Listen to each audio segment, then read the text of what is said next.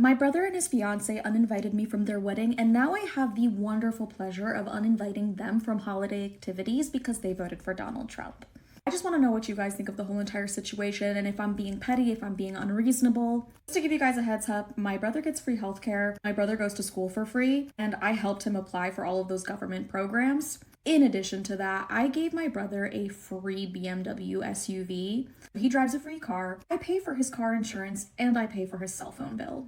In addition to that, he lives at home and completely relies on the financial assistance of my mother. So this boy has the audacity to not only vote for Donald Trump, who is against women like myself and my mother, but then he has the audacity, after my mother was crying all day yesterday, he comes home celebrating his victory and rubbing it in my mom's face. Now I understand we all have different opinions and political views, but you do not go to the home of a woman who financially supports you and rub it in her face. Go ahead, laugh about it with your friends, laugh about it with your unemployed fiance. It has now been over a month that I cut my brother off and I no longer answer his phone calls because the only reason he called me anyway was when he needed money. We see how she completely supports him, pays for his phone, his car, and basically has taken over his life entirely. And then he comes home and says he voted for Trump, or rather, he's even bragging about it. And here we see how he himself wants to take away this help from himself. These Trump voters are so strange. They just say they always support themselves, even though in fact they exist entirely on other people's money. And I know that's really hard to do, and I know right now a lot of people are going to have some very uncomfortable Thanksgivings and Christmases, but at the end of the day, I really encourage you all to protect your peace. I'm not saying that you need to cut out every single person in your life that doesn't agree with you politically, but if after this election someone is literally taunting you, laughing at your face, and disrespecting you, regardless of what political party they are a part of, that person doesn't need to be in your life. My grandma just sent me a very sad text.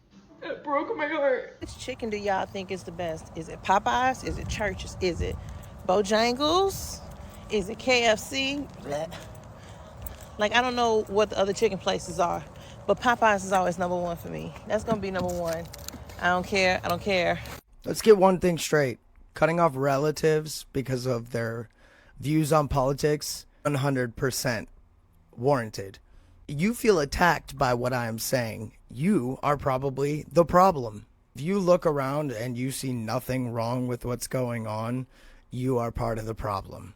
If you think what Mango Mussolini is doing is great, you are part of the fucking problem. Family isn't always blood related. It's all about the people you surround yourself with. There is nothing wrong with cutting off family if they voted against your existence or your well-being. If you feel attacked, suck it up, Buttercup. You're the problem. Already, I would rather be at home.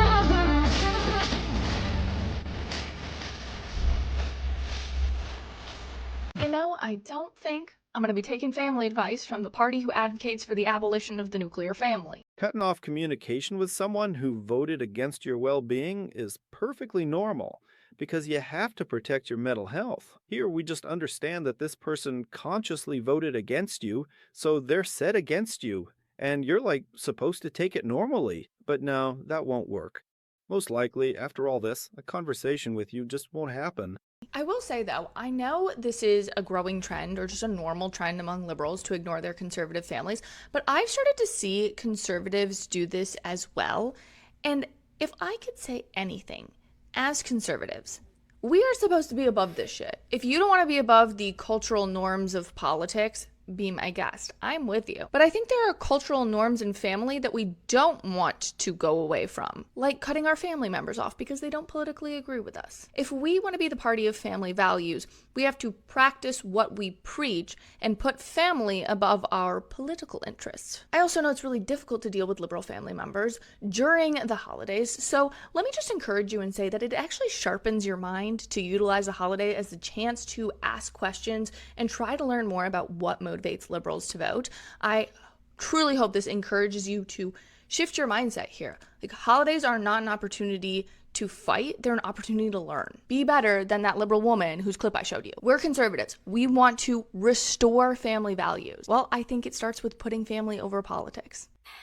Get your filthy fingers out of my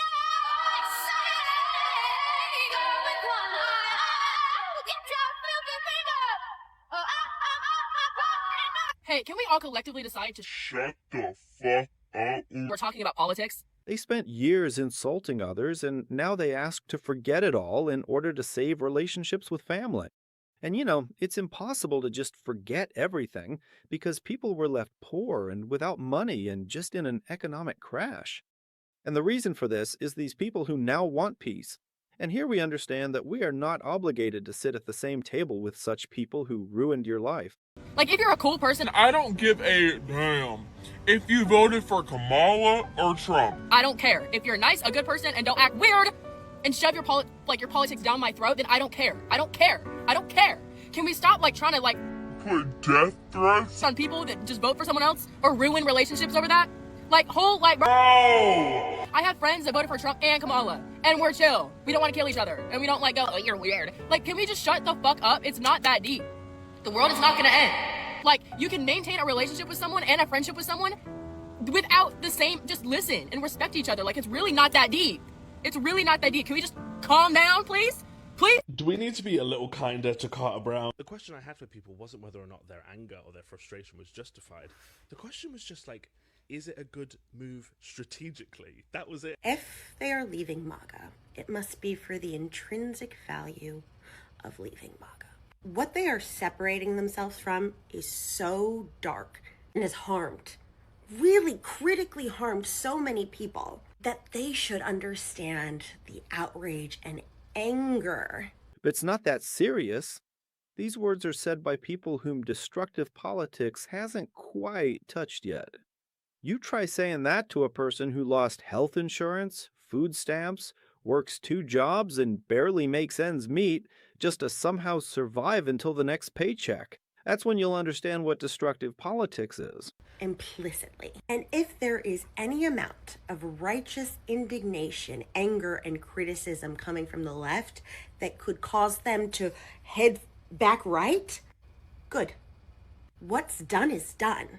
As I've said before, jumping ship right now as a 3-time Trump voter is essentially a Nazi deciding a couple weeks before D-Day that they've had enough. This is no longer about strategy. The harm has been done. And at this point, I don't know that there's any amount of voter suppression that the Trump administration could try to enact that would stop the Republicans from losing the majority in both chambers. And I'm sorry if I'm misunderstanding this, but I believe you're an Englishman that lives in England. There is no we. From what we've seen of the special elections thus far, the people are done. And most of them aren't on TikTok. Most of them aren't trying to grow platforms. And they have not put themselves in the position to have the entire internet tell them, I don't forgive you, go fuck yourself. Which is, as you stated, a very valid position. But is it strategic? We're past strategy in that sense. Why are you here today? I do support law and order. I support immigrants, but I support legal immigrants. Believe me, I love Chicago because of it. Chicago's a melting pot, but I don't agree with the way Biden did it and just let everybody in. It's not good for the country. So you're here to counter protest today, or are you just here to... She voted for Trump 3 times and suddenly she's understood everything. But the damage to ordinary people has already been done. They're already facing the consequences of this policy. And, they're not obligated to forgive you for all this because they're suffering incredible pain right now. And you have to understand that. Because I'm behind myself right now, I'm mostly here to support them, show them, there's people out there that support them too. They're doing a rough job. So you're here to support ICE? Or are you just law enforcement in general?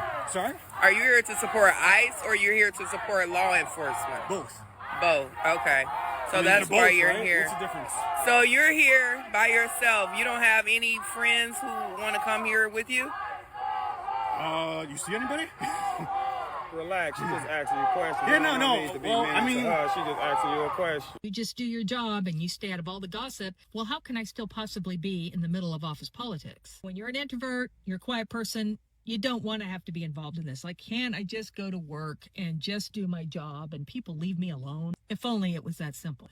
You have to have a little bit of give and take. That's the only way you're going to help reduce office politics. If you're in a situation where you have people you trust more than the other troublemakers, that's when you want to voice something, have input, where you show you're invested. You're not just there tolerating everybody for the day and then going home. Try to avoid one-on-one conversations, especially with people you know who are troublemakers, and they are a major player in politics. Stay neutral and factual. Try to be seen by the right people, and you distance yourself from the ones that talk a lot, the ones who twist everyone's words. You're going to have to participate minimally, but even minimally is going to help you, because it helps to be a little likable. You're still quiet, you're still doing your job, and you're still staying out of the fray, but you're also helping yourself be visible without being loud. And that's what really counts. And that's what managers like. And I'm going to go into another video about why managers will protect the quiet people. It isn't always the other way around, where it's the loud people, they're getting the most attention and getting the most recognition. It also is the opposite if you play your cards right. Can't stand when people say, I'm not into politics. And they don't even realize that, like, there's no such thing as an apolitical person. And if anything, your wannabe apoliticism just serves conservatism. Because if you're not going to do anything about anything or take any agency in your life or educate yourself, then the dominant narrative is just going to prevail. The phrase, I'm outside of politics, means that it hasn't touched you yet. As we can see, for people living paycheck to paycheck and who are just in debt, this means a lot, because if the politics were better, they would start living much better. And at the moment, all this politics is simply destroying them. So when you say you're outside of politics, you're playing into the hands of bad politicians who want to control the country regardless of your vote. So you're just like a sheep that just goes wherever the herd goes, like, oh, I don't care about politics. It doesn't affect me.